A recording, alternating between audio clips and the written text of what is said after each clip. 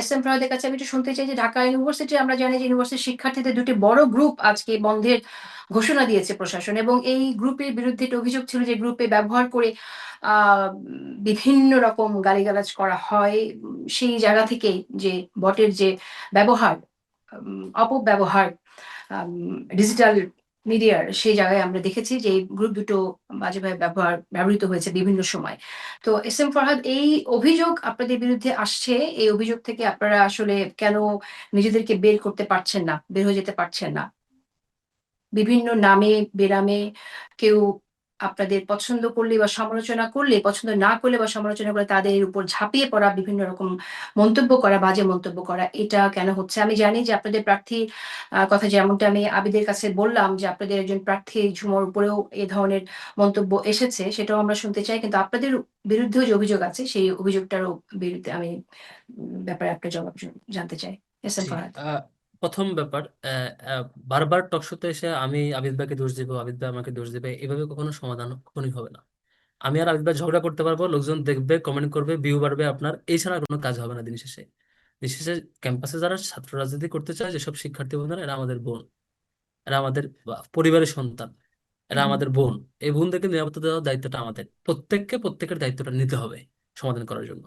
আমি ভাইদেরকে বলছিলাম, ছাত্রী সংস্থা যখন প্রথম পাবলিকলি ক্যাম্পাসে কাজ শুরু করে, তখনই সবার ছবি নিয়ে আহ জাতীয়তাবাদী ছাত্রদল, আমাদের দীর্ঘদিনের সহযোদ্ধা, ঢাকা বিশ্ববিদ্যালয়ের বিভিন্ন হলে অ্যাক্টিভ যারা পরবর্তীতে পদক পাইছে, তারা বাই নেম তাদের আইডিতে যেভাবে স্ল্যাশিং করতে হয় সেভাবে করেছে। আমরা জানিয়েছি, তাদেরকে কনসার্ন জানিয়েছি।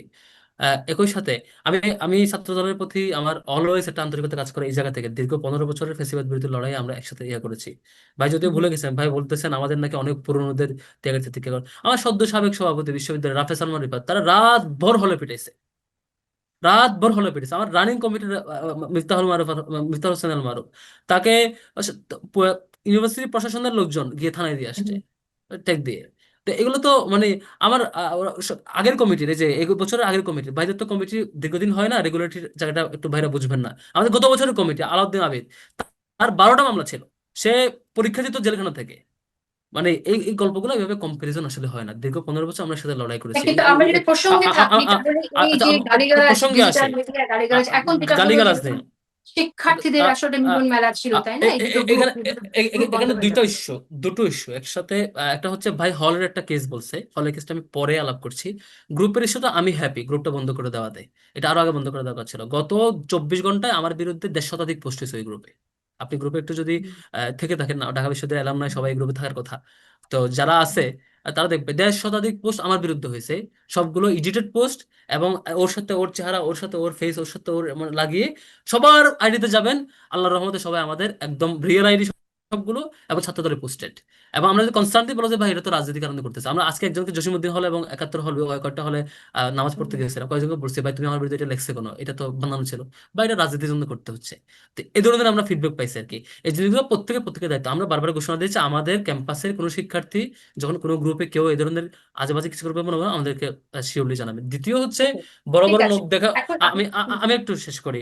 বড় বড় নখ দেখানো বা বিভিন্ন হলের ফিমেলদের গল্পগুলো বলছেন, দেখেন ভাইরা, মানে ছাত্রদলের জায়গা থেকে এটা উচিত হবে না যে হচ্ছে বা নারী শিক্ষার্থীরা হলে একদম মানে তারা ভার্সেস আমরা এই ধরনের কনফ্লিক্টে যাওয়া। আমি যদি ছাত্রদল হতো, আবিদ ভাইয়ের জায়গায় থাকতাম, নিশ্চয়ই এটা আমি সলভ করতাম। এই জায়গায়, সেই জায়গায় ওই বাজে ল্যাঙ্গুয়েজের কাজগুলো নিশ্চয়ই ঘটে নাই, পারস্পরিক হুমকি বা বাজে পরিবেশ ঘটেছে, সেটা নিশ্চয়ই দুই দিক থেকে ভাইস ভার্সা হয়তো ঘটতেছে। আমি শিক্ষার্থীদেরকে দোষ দেবো না। যেমন বঙ্গমাতা হল একটা ঘটনা ঘটেছে, রোকেয়া হল একটা ঘটনা, সবগুলো তো আসলে মিউচুয়ালি মানে এক্সক্লুসিভ না। আচ্ছা, এস কোথাও এম ফরহাদ, পারস্পরিক আমি হুমকি আছে। আমাদের যেহেতু যেহেতু সময় সংকট আছে, আমি একটু বিভিন্ন আরো কয়েকটি প্রশ্ন আমি একটু উত্তর জানতে চাই। তার মধ্যে একটি হচ্ছে যে ছাত্র শিবির কি মুক্তিযুদ্ধের পক্ষের শক্তি নাকি বিপক্ষের শক্তি? আপনার কি মনে হয় 1977 সালে একটা আমি সংগঠন যখন আপনার টকশোতে আমি রিপ্লাই দিয়েছি অনেকবার, যেহেতু আপনি আমাকে এটা আজকে পঞ্চমবারের মতো আজকে, কোশ্চেন করছেন। না না, আজকে আমি আজকে প্রশ্নটা এই জন্যই করলাম। ফরহাদ, আমি একটু বলি প্রশ্নটা কেন করলাম। কারণ গঠনতন্ত্র অনুযায়ী, ডাকসুর গঠনতন্ত্র 2(1) অনুযায়ী মুক্তিযুদ্ধের বিরুদ্ধে কোনো শক্তি নির্বাচন করতে পারবে না।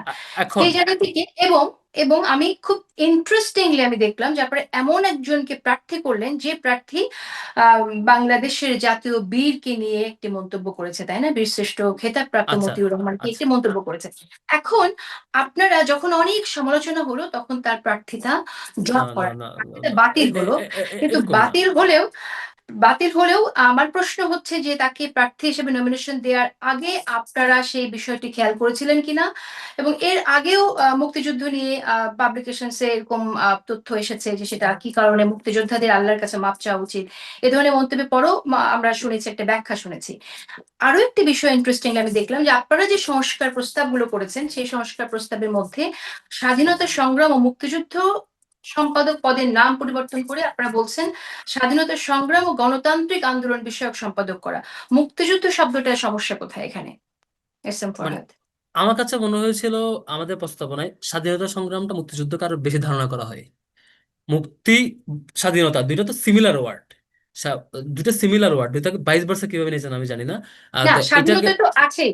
স্বাধীনতা সংগ্রাম ও মুক্তিযুদ্ধ সম্পাদক, সেই জায়গা থেকে স্বাধীনতা সংগ্রাম ও গণতান্ত্রিক আন্দোলন বিষয়ক সম্পাদক, মানে এক্স্যাক্টলি এই জায়গা আমাদের থেকে। কাছে মনে হয়েছে দুইটা ওয়ার্ড সিমিলার, সেখানে স্বাধীনতা সংগ্রামটা আরো বেশি ওন করা হয় এই জায়গা থেকে। আর দ্বিতীয়, প্রথম যে যে স্বাধীনতা আলাপটা সংগ্রামটা করছেন, তো আছেই, আপনারা পরিবর্তন করতে বলেছেন, মুক্তিযুদ্ধ শব্দটাকে ড্রপ করতে বলেছেন।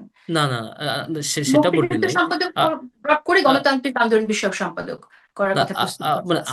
আমরা বলেছি এটার মধ্য দিয়ে এই 71 এবং তার পরবর্তী 90 সহ অন্যান্য সকল অভ্যুত্থান অন করার জন্য গণতান্ত্রিক আন্দোলনের ওয়ার্ডটা একসাথে এটার সাথে একটা লেগেছে থাকে। ওই যে হুম, 71 ভার্সেস 24কে মুখোমুখি করার একটা ষড়যন্ত্র হচ্ছিল, সেটাকে ট্যাকেল দেওয়ার জন্য আমরা বলছি একটা যে একটা লিগেসি, একটা পরিপূরক, এই জিনিসটাকে মানে ডিল করার জন্য। আমি একটু পেছনের প্রশ্নে আসি। হুম, আমি বারবার অনেকগুলো, সম্ভবত এখন পর্যন্ত কমপক্ষে 15-20টা টকশোতে বলেছি, 71কে ধারণ না করে মুক্তিযুদ্ধের বিপরীত গিয়ে বাংলাদেশে হুম, কেউ নতুন সংগঠনগুলো রাজনীতি করবে হুম, এই চান্স কারো নাই, বরং আমি তার বিরুদ্ধে দাঁড়াবো। এটা আমি বহুবার বলেছি। এরপরে আহ, আহ, একজনকে নিয়ে রেফারেন্স করার প্রশ্ন আসছে। দেখেন, সবাই কিন্তু প্যানেল নিয়ে প্রেস কনফারেন্স করছে, প্রায় প্যানেলগুলো। আমরা এখনো করি না একটাও। আমরা প্রথম একটা জায়গায় শুধু মানে সবাই মিলে পরিচিতি পর্ব ছিল, আলাপ ফর্ম উঠানোর সময়, ওঠানোর আগ মুহূর্তে, হুম, উঠানোর সময়, ফর্ম উঠানোর সময় আমাদের ছাত্র দলের যেমন অনেকেই তুলছে, আমাদের অনেকেই উঠিয়েছে প্রত্যেকটা জায়গায়। আর হুম, আমাদের প্যানেলের কোনো মিটিং সিটিং এ অন্য কোনো জায়গায় যার ব্যাপারে কনসার্ন দিচ্ছেন তিনি অ্যাড ছিল না। আমাদের অনেকেই ওই প্রথম দিন অনেকেই একসাথে ছিল একাধিক ইয়াতে। ও যার ব্যাপারে কনসার্ন দিচ্ছেন তিনি ছাড়াও তো আমাদের প্যানেল পূর্ণাঙ্গ। এরপর কাউকে ওকে। বাদ দিয়েছি, এখন কাউকে এই এনেছি, এই এই ধরনের প্রসঙ্গটা ডিসকাশনটা। আপা, হুম, আপা আমাকে একটু 1 মিনিট দেন, ফ্রেমিং গুলো কিভাবে হয় আমি আবার বলি। শেষ করো। গতকালকে আপনার এখানে একটা টক শো হয়েছে গতকালকে, সেখানে মির্জা গালিব ভাইকে আমাকে নিয়ে একটা কোয়েশ্চেন করা হয়েছিল, যে হচ্ছে হুম, শাহবাগ থানা নাকি আমি কোন হ্যারাসারকে ছাড়াইতে নিয়ে আসছি। এবং ইন্টারেস্টিংলি এটা নাসির ভাই একবার বক্তব্য দিয়েছিল, নাসির ভাই পরে আমরা হচ্ছে লিগ্যাল নোটিশ পাঠিয়েছিলাম এবং একটা প্রতিবাদ লিপি পাঠিয়েছিলাম। তারপর আর হুম, কেউ বিরোধিতা করে নাই। এবং এটা কালকে আবার প্রশ্ন আকারে আসছে। দেখেন, ঘটনা ঘটেছে, আসলে হ্যারাসমেন্টের ঘটনা ঘটছে, এবং একটা হুম, উগ্রবাদী একটা গ্রুপ গিয়ে তাকে থানা থেকে ছাড়ে নেওয়ার মতো দুঃসাহসী ঘটনা, মানে বাজে কাজ হুম, করার চেষ্টা করতেছে। এবং শাহবাগ থানার ওসি এবং হচ্ছে এই রমনা জোনের যিনি এডিসি ছিল, সবাই ইউনিভার্সিটি স্টুডেন্টরা যারা ছিল তাদেরকে, যাদেরকে অ্যাপ্রোচ করলে পরে এটা ডিল করা যাবে মনে করা হচ্ছিল, আমাদেরকে, সে সময় বৈষম্য বিরোধী অন্যান্য সমন্বয়কদেরকে সবাইকে নক দিচ্ছিল। আমরা সবাই সেখানে গেছি। আমাদের টার্গেট ছিল যে গ্রুপটা, এই যে হুজুর ভার্সেস বিশ্ববিদ্যালয়ের শিক্ষার্থী এরকম মুখোমুখি নিয়ে যাওয়া হচ্ছিল। মানে 3টা 4টা বাজতে বাজতে মনে হচ্ছিল ওই দিক থেকে একটা বড় গ্রুপ আসবে, ক্যাম্পাস থেকে একটা গ্রুপ আসবে, মারামারি লেগে যাবে অবস্থা।